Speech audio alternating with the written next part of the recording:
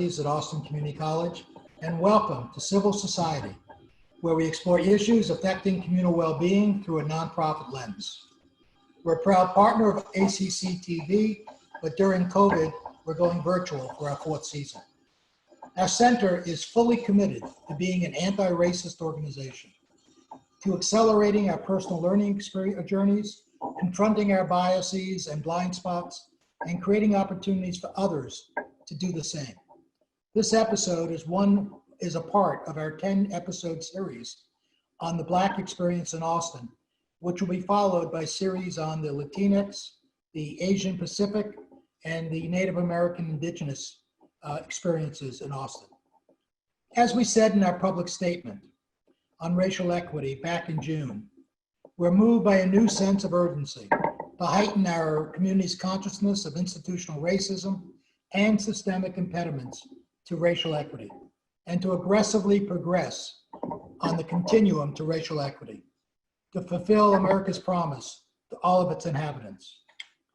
You can access recordings of earlier episodes and register for future programs at nonprofitaustin.org/civil society. My guests today are Sean Thomas Brietfeld, co-director of the Building Movement Project, and Ofronama Bayou, senior research associate at the project, who also was an author of the report on Central Texas. As you'll quickly see, their passion for service and social change are self-evident. Both have decades of experience as professionals and in advocacy. Their bio narratives are on our website. Sean and Ofronama, thank you for joining me today. Sean, this is your 2nd time on the show. Show them your mug, let them see that there's proof. Ofronama's is in the mail. Last time you were here with your director, your co-director, and we discussed the original report, which now is 3 years old, as we'll talk about. So at the outset, I want you both to know that I admire and appreciate the work that each of you and your project has been doing. It's been a significant asset and help to me and my colleagues in better understanding what's going on. And has actually motivated action, not just by us, but by other organizations in our city. So thank you for joining us. Well, thanks so much. That's great to hear. Yeah, well, good work, very good work. So your most recent report, Race to Lead Revisited, Obstacles and Opportunities in Addressing the Nonprofit Racial Leadership Gap. You need to come up with shorter titles for your reports. Okay. Focuses on 3 key findings. The findings of the original report to lead of Race to Lead, which is still relevant after 3 years, that there's a white advantage in the nonprofit sector, and that diversity, equity, and inclusion efforts are widespread, but, and parenthetically, unfortunately, their effectiveness is uncertain. You report that people of color at nonprofits continue to face significant challenges as compared with their white counterparts, including a lack of mentorship and opportunities for promotions. That DEI, diversity, equity, and inclusion, has become a checkbox, and that training on diversity helps people say the right things publicly while providing cover for maintaining the current arrangements of power that often exclude or minimize the leadership of people of color. So most distressing, you report that there's been little change in the 3 years since your first report. So most obvious question is, why do you think that's the case? Sure. So first, thanks again for reaching out to us at Building Movement Project. Both Ofronama and I are really happy to be able to share with you the results of the national report, Race to Lead Revisited, as well as the report focused on what we heard from respondents in Central Texas in particular.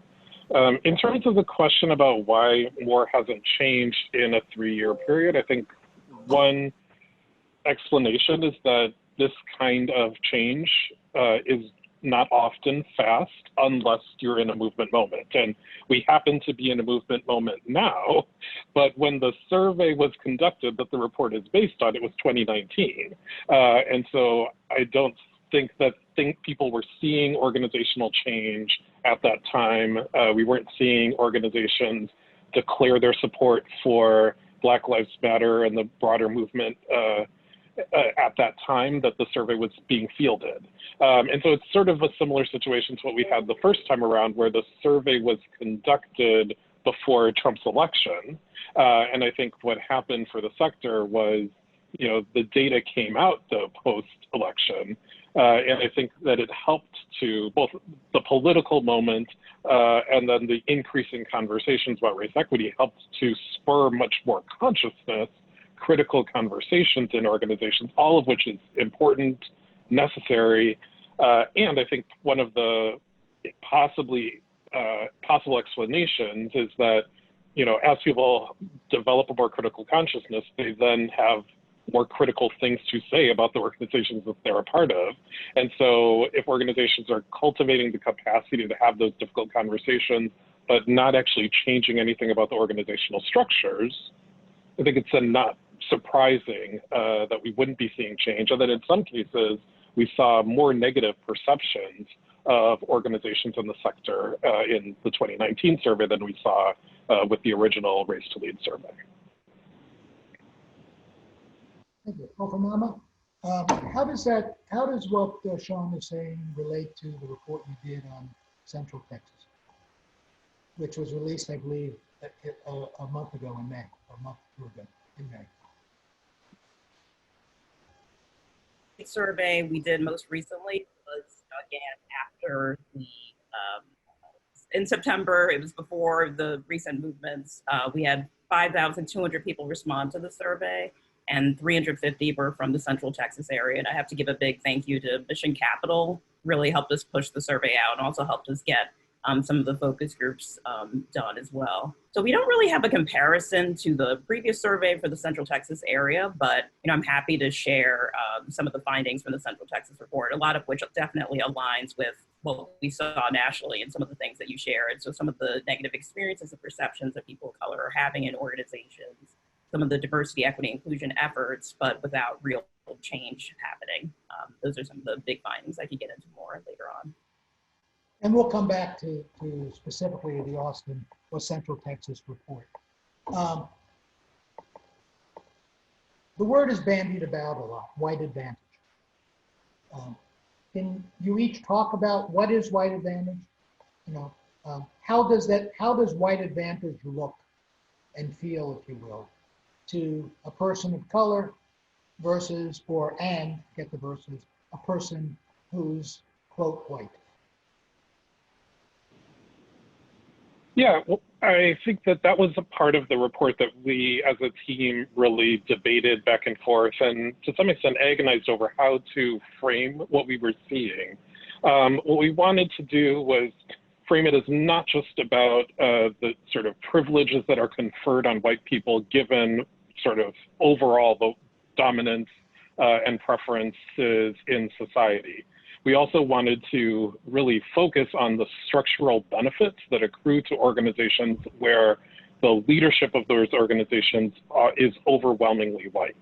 And part of the reason for that analysis, looking at both the board composition and the composition of the organization's leadership team, was that particularly in conversations in the follow-up to the original Race to Lead report, I started hearing from more leaders of color, EDs and CEOs, who had been promoted to the top job in an organization, but they inherited these organizations with overwhelmingly white boards or largely white senior staff teams.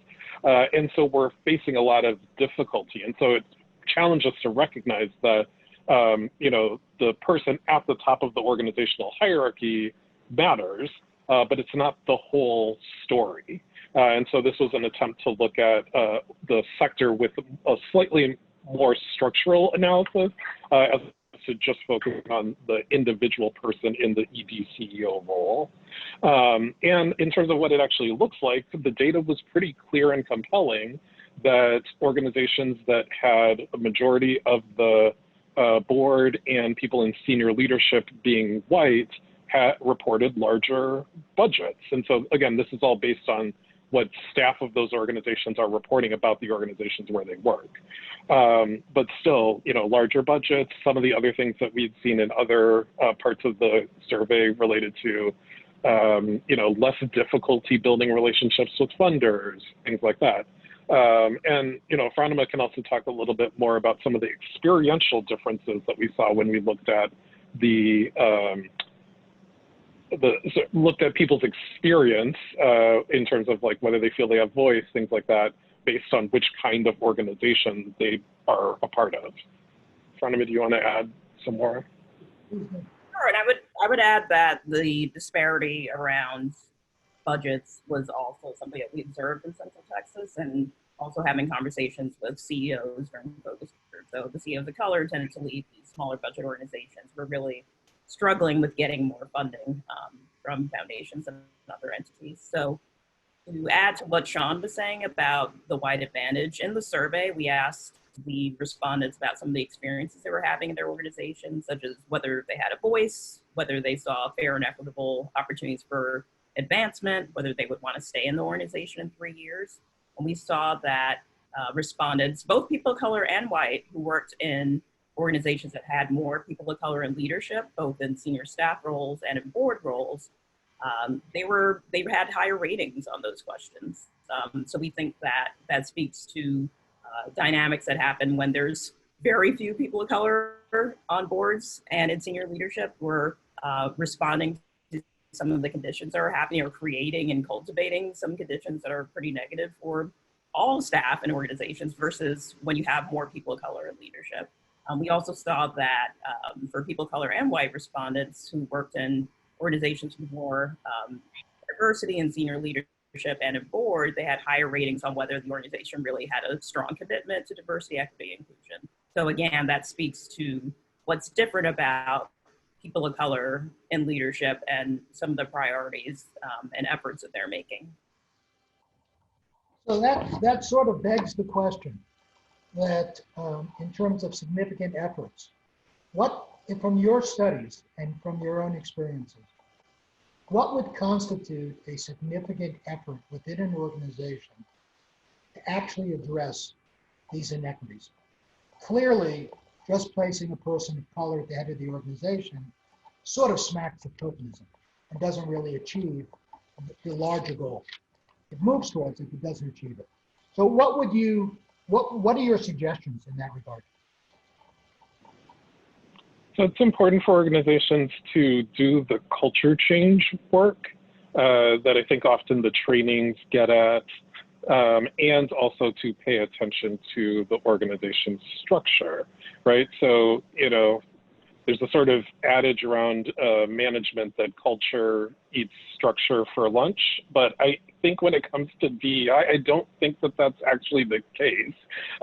So like organizations that are sort of overwhelmingly white in the sort of power positions in those organizations, I think our data helps to show that just focusing on cultural change and everyone getting along and having open communication, that's necessary, but it's probably not going to be sufficient. And so I think that's also, though, where part of the question around the time horizon in terms of what kind of organizational change that we're likely to see, because organizations are not, many nonprofit organizations are not in the practice of hiring continually, particularly senior leadership roles. But it becomes really incumbent on organizations, particularly organizations with white leaders who may be thinking about what is next for them, to be ensuring that they are doing cultural change work internally so that their organization, the board, the leadership team can support and embrace the leadership of someone who does not look like the exiting leader.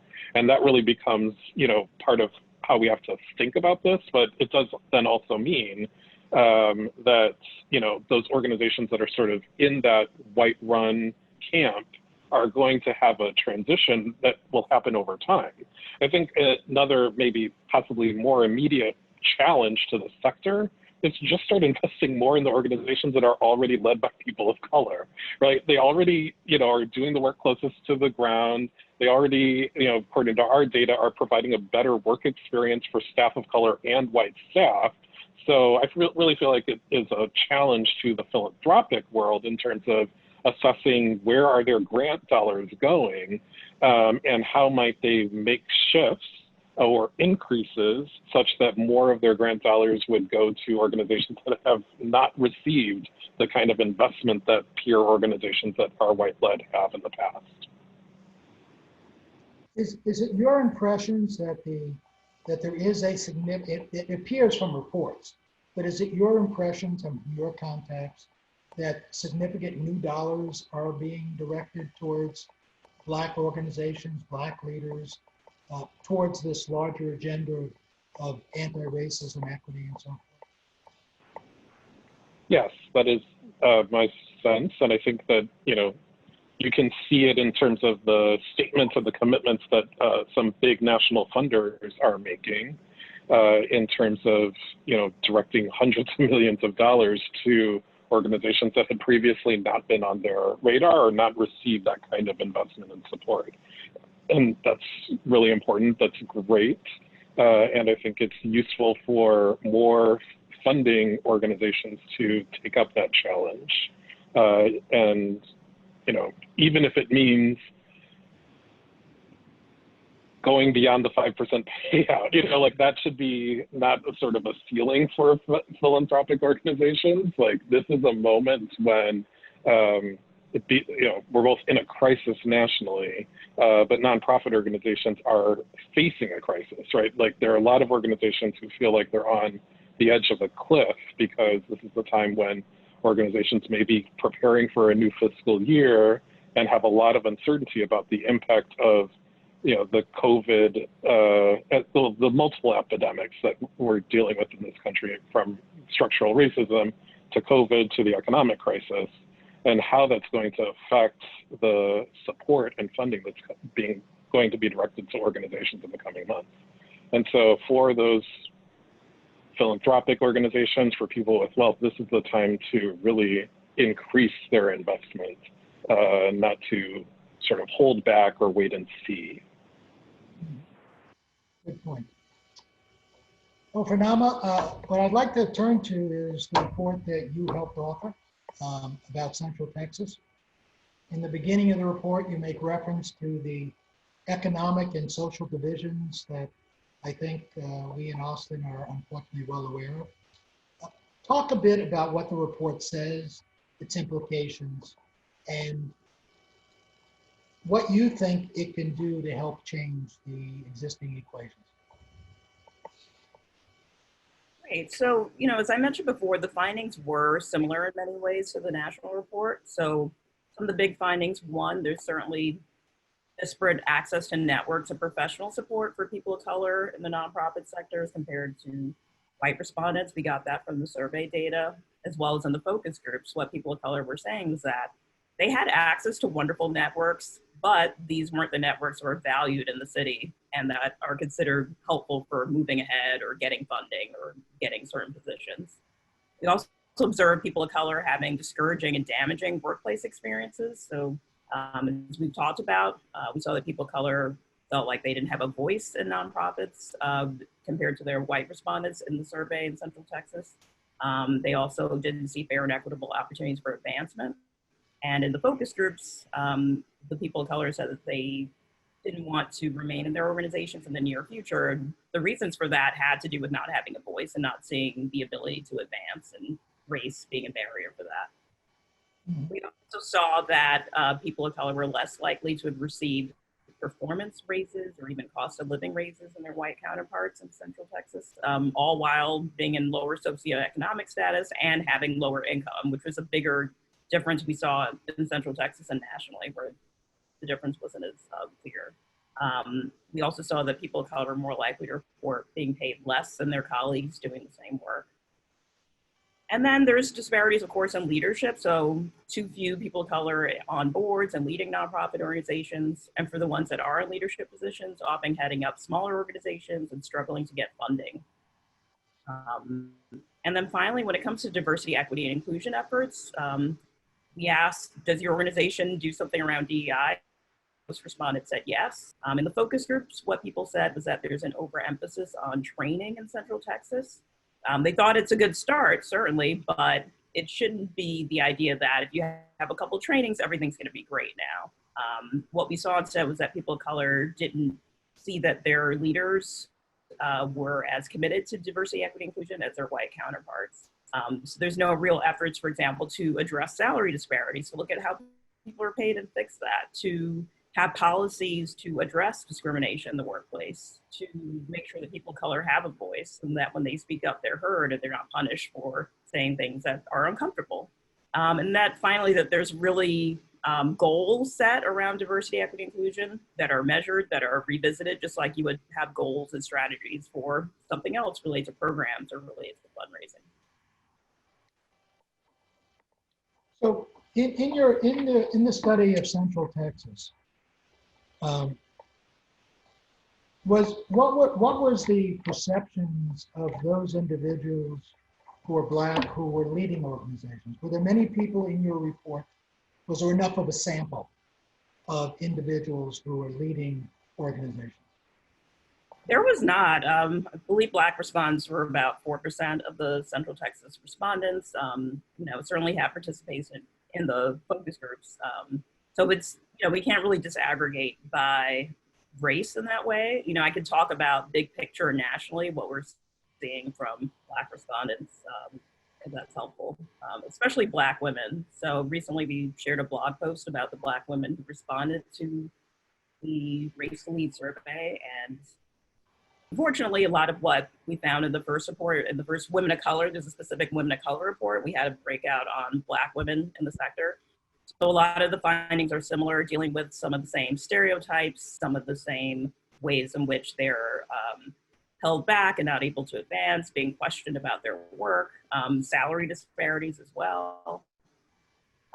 Many of those things that we found the first time are at the forefront today in this most recent report. So what would you want to see done in Central Texas? What could you tell a colleague who's not the CE to help a colleague of color? Like, how could a coworker or a mentor maybe help a colleague of color? Specifically for Central Texas, one of the things we noticed in the focus groups was that, as I said, people of color felt like they didn't have a voice in their organizations. What they leaned on was white colleagues who spoke up, and they were listened to when the white colleagues spoke up about the Black leaders of color or some of the discriminatory, disparaging experiences that they were seeing among people of color. So that is something that white colleagues can do. So it's not right that if a person of color speaks up, they're not listened to, but I do think it's helpful for white colleagues to speak up and help other people of color in the workplace and lend that voice and support.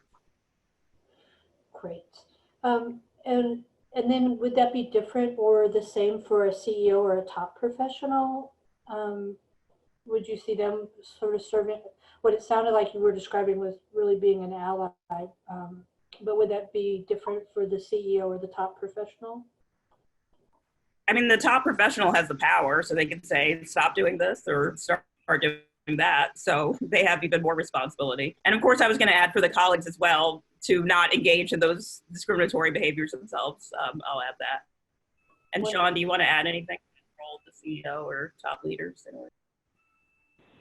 I agree with Ofronama's point around whoever is at the top of an organizational hierarchy has even more responsibility. It's more incumbent on them to both be taking seriously the concerns of staff and then also working to address them. And one of the things that I think organizational leaders can do is clearly communicate to their leadership teams what the commitment of the organization is regarding race equity in terms of how that then impacts staff management. I think that some people may need support being better managers, and particularly if they're managing across lines of difference.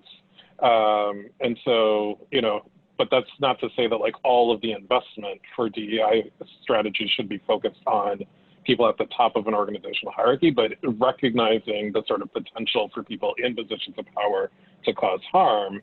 It can be a strategy to, invest in coaching for people who are having some difficulty adjusting to the new reality, the new commitment of the organization. And then if that coaching is not successful, it then becomes a way to coach people out of their positions, as well as, document things for the evaluation of the performance of those organizational leaders as well. So aside from the CEO, what can the board do aside from issuing statements, obviously establishing a policy, but beyond the policy statement, what is it that a board can do to impact the situation? It's a really interesting question. I mean, I think that different organizations have different types of boards. And so boards that have been largely boards that are managing sort of organizational compliance, thinking about the financial sustainability, asking those kinds of boards to take these issues of DEI seriously is a significant shift in what people see their role being on the board. And so I think leaders need to recognize what kind of board they have, what board members have thought their role is or their expectation of their role was. And if this, commitment to DEI is a shift, then, there's some organizing of the board and managing of the board in making that kind of change as well. So I think part of what the challenge and frustration that we hear, I certainly hear from EDs, but I think both Ofronama and I heard it more broadly in focus groups that we've done across the country. I think that for people of color in organizations with boards that are somewhat disconnected from the mission of the organization and from the constituency base of the organization, but are very focused on the resourcing of the organization, they don't really get it, right? And oftentimes board members have been recruited because of their, wealth or position in corporate America. And so, there is a level of education and training and critical and difficult conversations that I think leaders need to have with their boards if they're going to make these shifts and have the board come along with them. But I think we have to recognize that oftentimes staff are pushing the board on these issues. Ofronama, what else has come up in either interviews or focus groups related to board management? Yeah, I would say, in Central Texas, hearing from some executive directors of color that they're facing challenges with the boards themselves in terms of being confronted with stereotypes about the communities they're serving. And that has an impact, right, on the executive directors having to deal with that and potentially on outcomes. I would say that some of the focus group participants did talk about efforts to diversify boards. I don't know if we talked about that as much. So, the board's majority white, how can we make that less so? And I think that needs to certainly be part of those efforts, not just diversifying staff and leadership, but board as well, but not just doing that in terms of tokenizing, but making sure that board members have equal power, because the dynamics that can occur with staff where there's one or two people driving what happens in strategy and can happen as well on the board. So before we open up to the audience, I'd like to turn to each of you individually, okay? Because the kind of work you're doing is very, very important. You both serve as role models to other people who may want to pursue similar work. So briefly, if you could talk a bit about who are your role models and why are you doing this?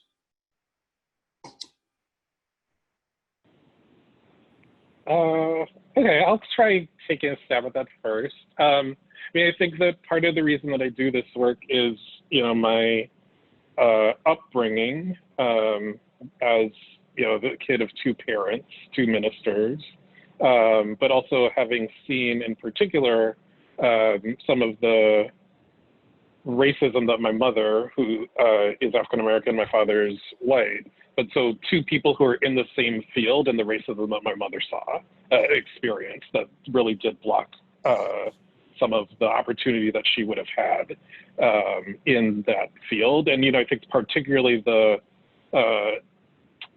dissonance between the espoused values of the faith community that I grew up in, but then seeing the experience of my mother, I think really made me more focused on racial justice as a student, which then I think informed the kind of decisions that I made about my career. I think the other thing that really helped me get to where I am is that I was lucky enough to have always worked for organizations led by people of color. Like it's an odd experience, but even when I was a social work student and had my first placement in a direct service organization in my community, it was a Black-run, Black-led organization that was serving the Black community in Minneapolis. And so to go from there to then civil rights organizations in Washington, D.C., I'd always worked in these nonprofit environments where people of color, I could see people who looked like me in positions of power. I was being supported and mentored by both people of color and white folks working in those organizations. And I think it just made for more opportunity than I've seen in many of my peers who've also worked in the sector, but largely worked in white dominant organizations. Fascinating. Ofronama? Great. Yeah. For me, growing up, I too saw some of the difficulties my parents faced in achieving employment. For my father is an immigrant and has a college degree and wasn't able to get better positions. My mother is African American and also faced a lot of challenges in the workplace around race and gender. And always wanted to go into the nonprofit field, and a lot of my positions involved helping people find jobs, whether it's college students or young people who were in school, out of school. Decided to switch into a research role about 6 years ago and study public policy, and I'm getting a PhD in that. What's different for me now is focusing less on helping people get jobs, but looking at the policies that are in place that are stopping people from moving ahead. And I would say a mentor for me, so my PhD advisor is Dr. Derek Hamilton, who's an economist, a stratification economist. And what that field looks at is looking at group disparities. And it really shows that it's not about people needing more education or, like the Race to Lead reports have shown, needing more training or more leadership development. Because what you see is that even Black people, Latinx, other people of color with high levels of education still have disparities compared to white people, because it's about group competition, right? And as the higher up people go, the more difficult it will be, because people are fighting to keep their position. So I would say that those are some of the pathways I've taken and some of the things that have inspired me to keep doing this. Thank you. I always like to ask that question of my guests because I think it becomes really important that all of us take these issues very, very personally. And if we don't integrate them into our own beings, our own thinking, our own worldview, then we end up with tokenism and don't achieve. And 3 years from now, you'll do another report and we'll see the same things. So that's why I always ask that question. I just think it's really important that we all get really serious about this. So with that, I thank you both. I'd like to open it up to questions. And Kate, if you would tell us if there's any questions in the chat or anybody else. Yeah, so first I'd just like to invite everyone to go ahead and turn their cameras on. You can either put your question in chat or just raise your physical hand and wave at us and let us know you have a question, and we'd love for you to unmute and join the conversation. Hi, Joyce. I'm glad you're here with us. If you give everybody just a minute to get their cameras on. And we don't have a chat question just yet, but if Barry, you want to go ahead with the question? Let me ask a general question, because I think in the discussions that take place in all these reports and analyses, etc., they translate into concepts and how these concepts apply to people's lives, systems, policies. But I'm fascinated by our inadvertent microaggressions that take place. The things that, with no bad intention, many times, get said or done. So I was wondering if either or both of you could talk about that. You talk about that in your reports, about what are these microaggressions, some examples, so that people could be more conscious about them. Well, I think both of Ron and I are a little skeptical about like the framing of microaggression.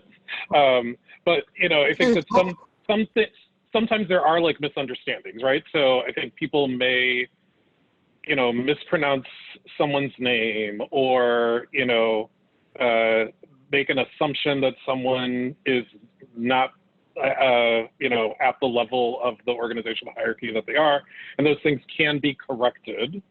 But they do have an emotional, they do put an emotional toll on people. And I think the reality is that there are some people in organizations and in our sector who are having more of that emotional weight put on them. And so it becomes incumbent on people to figure out how to not be continually sort of piling that kind of, you know, BS onto people's plates, essentially. You know, but then there are also things where like it's actually directly aggressive, you know. I think that, and so we pretend that it's a microaggression, but it may be clear that there was intent behind it. And so I think sometimes, you know, I don't want to emphasize intent too much, because really when it comes to issues of race equity, we should really be focusing on impact. But I think we've used this language of microaggression to sort of put everything under the umbrella of it wasn't intentional. But I think in some organizational structures, the stories that I've been hearing, it's pretty clear that there is an intentional conflict that's being played out. And, you know, to sort of couch that as a microaggression feels dishonest, I would say. Fred, what would you add? I would agree with that. I would also say, so in the survey, there was an opportunity for people to share what types of discrimination they experienced in the workplace and how they handled it. And one thing I would add is that most of the people who described complaining about a discriminatory experience to the board, HR, executive director, supervisor, for the most part, nothing really happened. Either they were forced to sit down and have this uncomfortable conversation with the person. They didn't do, the leaders didn't do anything at all. They ended up being punished. So clearly there's another issue. So if you want to say, okay, maybe it wasn't intentional, but still regardless of the intent, when people are coming forward about their experiences, nothing's being done about it. That's also an issue, and requires organizations to really look at their policies and how they're responding to instances of discrimination and bias and so on. Thank you. Go ahead, Colleen. Hi, can you all hear me? Yes. Okay, awesome. So one of the questions I particularly have is, so I completely recognize that when, you know, when white people just come up to Black people and say, hey, like, you get it, you know what's going on, what should I say in this situation? Or like the questioning that happens sometimes from white people that is very much, you know, unsolicited. It's just kind of thrown upon people of color. It's not fair to just go and randomly ask, hey, you're a person of color, answer this question about race for me. It's, you know, I find that anyone would find that very uncomfortable. But when you're going about, particularly in a professional setting, really trying to work on your diversity and inclusion efforts, what are some of your suggestions to make it so it's not just, hey, let's have a meeting where we get all the colored people together and start talking about what your issues are? Because that is, I don't know, it just seems so uncomfortable and cringy. Maybe I'm wrong, but I've heard like some of the people within my circle have said, yeah, I don't appreciate when that kind of stuff happens. And so I'm curious, you know, what both of your thoughts might be in terms of making these conversations, having these conversations happen, but more in a more respectful manner. Sure. Well, I mean, I think one thing is you have to assess as an organizational leader the readiness to have that kind of cross-racial dialogue. And so and I think the place to start is asking the people of color in the organization whether that is something that they think would be worth their time. And if they say no, then I would encourage the organization to engage a anti-racism trainer for their white staff in particular, right? I just think the assumption that like everything needs to be done with everybody from the organization participating, puts a toll oftentimes on people of color because they don't need to understand structural racism, they experience it. And, like within a room where white people are getting that information in a targeted and pointed way, yes, there may be some defensiveness, but if that defensiveness is expressed in a room with other white people, at least there's not the emotional toll of people of color having to hear that defensiveness, right? Like, I just think that there's been this, and I think both Ofronama and I were surprised that like more people weren't embracing affinity groups and employee resource groups as a strategy in the data that we collected. It still doesn't quite make sense to me, like the resistance to that strategy, but largely from the perspective, at least my perspective, that oftentimes white people need to be sort of in a room with other white people, getting training, getting support, and airing sort of your own dirty laundry without having people of color having to sort of take care of either bear the emotional burden of hearing it or take care of assuaging people's guilt in that moment either. I love that. I hope that's, I love that. Ofronama, what would you, I don't know if you have additional thoughts. I agree with everything you said. Yeah. How do you frame that in an environment that is fraught with all these tensions and misunderstandings, and as Colleen expressed, uncertainties about what to say, most people are trying to be sensitive. How would you frame in an organization, yeah, we're going to bring all the white folks together? I mean, that's where leadership comes in. Like it is like both the responsibility and burden of people with the most power in the organization to say, this is what we're doing. This is why we're doing it. We're doing it in this way to alleviate other staff of the burden of having to hold space for their colleagues, because we recognize that given,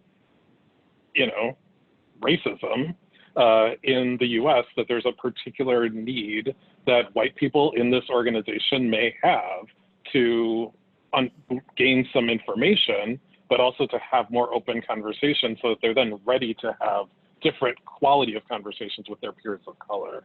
And so, but again, like not every organization is at that point, right? And so, then the conversation might be with staff of color. We know that an all staff conversation is probably not the ideal way to proceed here, and that it's going to put an emotional burden, an emotional toll on you.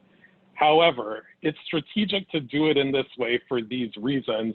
Will you play along, essentially?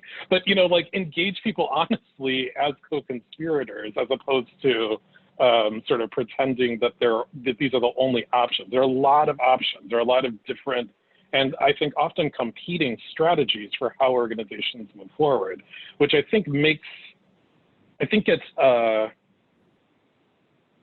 gets seized upon as an excuse for not doing anything. And I think we have to really sort of take off the table this, like, because we're uncertain about the way to proceed, we're not going to do anything. I think that's very problematic for organizations. And yeah, so I think there should be a bias for action. Very well put. So Ofronama, do you have something to add to that, or? Nope. Okay. So based upon all the work that you guys have done, that you have, and all the input that's coming in from people who are reaching out to you both for support, knowledge, wisdom, etc.? What do you see changing in the next 3 years? If you were to do this report in 3 years from now, what do you think, which I assume you will, but what do you think the difference is going to be?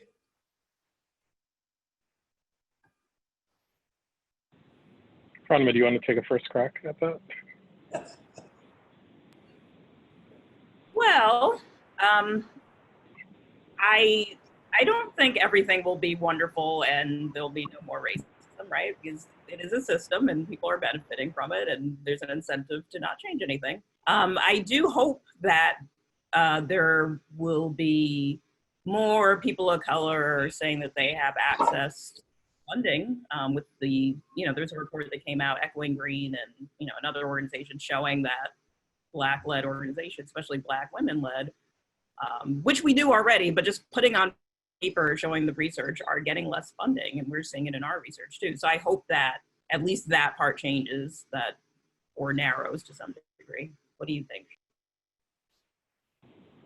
Yeah, I agree. In 3 years, it would be great to see, I think this narrative about philanthropic redlining and the recognition that it exists, I think is putting more pressure on grant-making organizations. And so it would be great if we could see greater support for organizations led by people of color. And I think that if that happens, it could also lead to more organizations that had previously been white-led now being led by people of color, because I think that then it reduces some of the anxiety that white boards have about the potential capacity for a new leader to raise the kind of funds that the previous or exiting white leader had been. I think that another thing that could potentially change is, the actual sort of quality of people's experience in organizations. I think we are at as I said earlier, this does feel like a movement moment, and I think more organizations are taking seriously the need to address issues of inequity inside of their organization. And so even if over the course of the next 3 years, those efforts happen in clumsy or starts and stops or circuitous ways that make some people uncomfortable, my hope is that sort of the great unsettling of this moment will lead to organizations at least being much more clear and direct about their commitment to race equity. And I also want to acknowledge that, it doesn't mean that people's experience will change overnight, but I do think that it is, I would hope that there would be some progress. I think Brittany has a question. Hi, yes. I was curious if your research and recommendations around, we've noticed that our organization, as we're reflecting on sort of unintentional barriers, that, some of our retention efforts, if we're already a, primarily white organization, that areas where we're retaining highly qualified staff is perpetuating some of these access issues and pipeline issues to leadership. And so I was curious if you had recommendations around hiring and promotion practices where, things may be in conflict, and how we can utilize those strategies to increase representation in our leadership all across the pipeline. Yeah, I think that's a really, just a difficult reality that I think often organizations are facing. The sort of assumption that to get the best candidate for a job, it means X things. And maybe in Central Texas, it means that only candidates who graduated from UT Austin are the right candidate. And that then, based on someone who went to possibly a historically Black college or a community college is then not considered as good for the job. But I think there's a lot of racialized layers to some of those assumptions around qualifications that need to be interrogated and unpacked. And if that is a bias, like what school people went to, if you can recognize that that is a bias that people are holding when they're doing hiring, then make some decisions to blind that information, right? Already we know that people, that if the names of candidates are factored in, people with white sounding names end up being more likely to get hired, right? And so it's already a sort of, I hope, a standard practice for a lot of organizations to, you know, redact the name information so that bias isn't factoring into the hiring process. I think in some cases, also thinking about which school people went to should not be factored in, at least not initially. Like, you wait until you've actually had a chance to interview people, then you've got a whole another set of biases that you have to keep in check. But if those are the things that are getting people to be ruled out, just in the process of reviewing interviews, there are steps to take to make for that review process to be a little more equitable. I think that, Oh, sorry. And I would add, you know, there's research out there that shows even when Black folks, for example, have degrees from the highest level institutions, you still see disparities in hiring. I think there was a study that was done on resumes, and I think it was like an Ivy League school. And again, there were fewer callbacks for Black people, even though they went to that school. So it's, you know, definitely agree that shouldn't be based only on the college, but even within that, clearly that's not just the only reason. It's a racial bias or that's happening that's stopping people from getting jobs. And I would add for the retention end to really look at the experiences that people of color are having in organizations. I remember the focus group, there were some younger staff that we talked to that were, you know, doing a lot of hard work and contributing a lot, but for example, weren't being allowed to present what they found in meetings, were promised promotions and weren't given it. We're trying to do all these DEI efforts and not being compensated for it. And we're kind of being pushed aside and hidden. So really looking at the experiences people of color are having, and that person, you know, those people will leave because why would anyone want to stay in an organization that isn't appreciating them or giving them a voice? So, you know, really talking to the staff, evaluating what experiences they're having, and also being really clear on what it takes to advance, that there's no excuse that can be made. If people are doing all these different things and they're still not advancing, you know, those steps need to be really spelled out and exposed that there's a barrier or issue that's happening. Yeah, the last thing I would add was just, I think that organizations are shy about declaring that they have that there is a benefit to having a more diverse staff.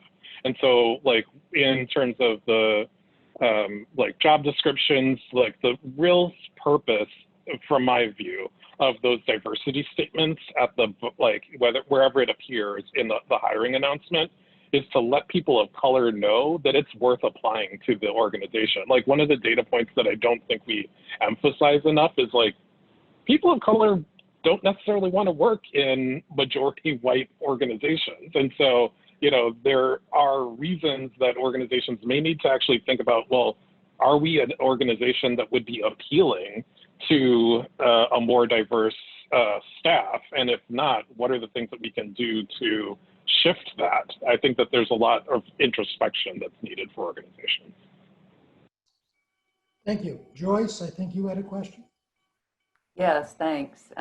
Brittany and I are actually from the same organization. So my question is along the same topic, because that's one of the action items we've identified is doing job description reviews and making sure that we're really seeking the skills that we need or the level of education that we need, not just using our bias to say, oh, this person needs a degree in XYZ to do this job. So I just wanted some comments or guidance on that.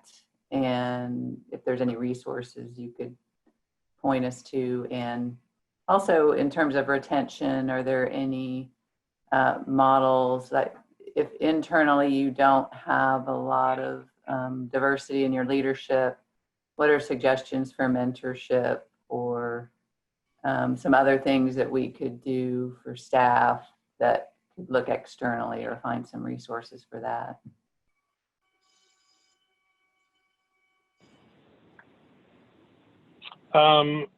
Yeah, I mean, I think there's a lot online about managing implicit bias in hiring processes. So, you know, I think that there are tips and resources out there. but I think that what you're lifting up is the sort of leadership challenge in the organization. And yeah, I mean, I think that the reality is, and this is sort of what I was saying earlier, I think that for when people are considering applying for organizations, I think it's reasonable that one of the things that they do is look at who's already a part of the organizational staff, and then they may make some determinations. And so that I can recognize that it creates a little bit of a, it can be a limiting factor.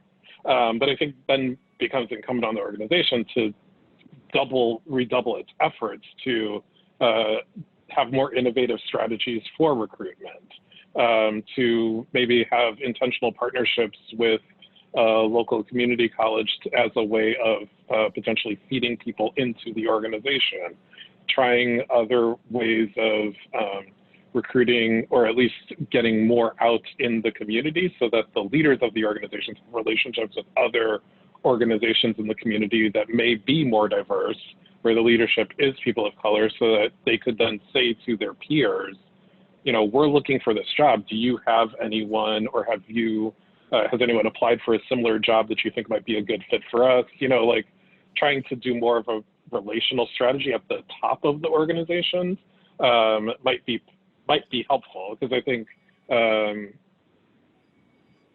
because I do recognize that it can be a challenge for organizations that are not currently diverse to appeal to and bring in more diverse candidates. But those are some ideas that might help. Thank you. So we've run out of time, but I wanted to give Sean and Ofronama the opportunity to say any last words. If there's anything that we haven't asked or something that you want to make sure is said, let me give you that opportunity, and then we'll close up for the morning.